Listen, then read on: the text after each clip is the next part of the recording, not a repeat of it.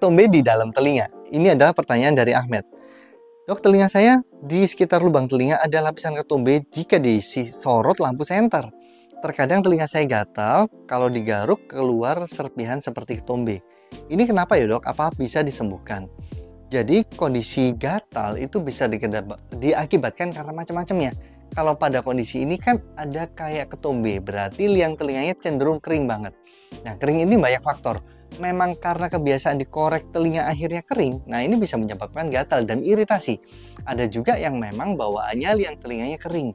Kalau bawaan liang telinga kering, liang telinga bisa dilembabkan menggunakan pelembab wajah atau baby oil pada saat setelah mandi. Cukup dioles saja pakai tangan ya, nggak perlu pakai cotton bud.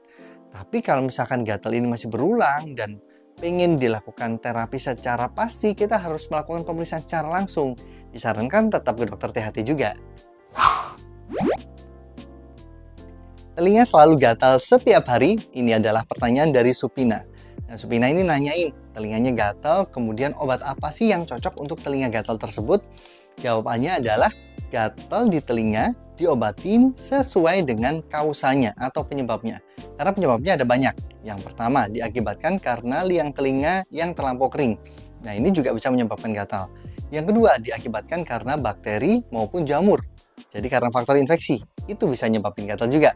Yang ketiga, karena faktor alergi. Alergi juga bisa menyebabkan gatal, tapi seringkali di kedua sisi telinga. Yang keempat, diakibatkan karena kebiasaan mengorek telinga.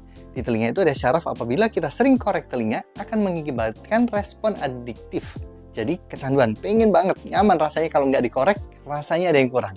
Jadi kalau misalkan pada kasus telinga gatal, harus dipastikan dulu penyebabnya sehingga dokter akan menentukan obat apa yang tepat.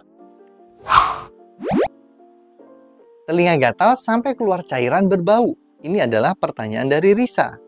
Dok, mau tanya kalau telinga gatal terus keluar cairan berbau itu kenapa? Soalnya saya bersihkan warnanya coklat gitu dok. Nah, pada kondisi ini memang penting ya untuk dilakukan pemeriksaan secara langsung.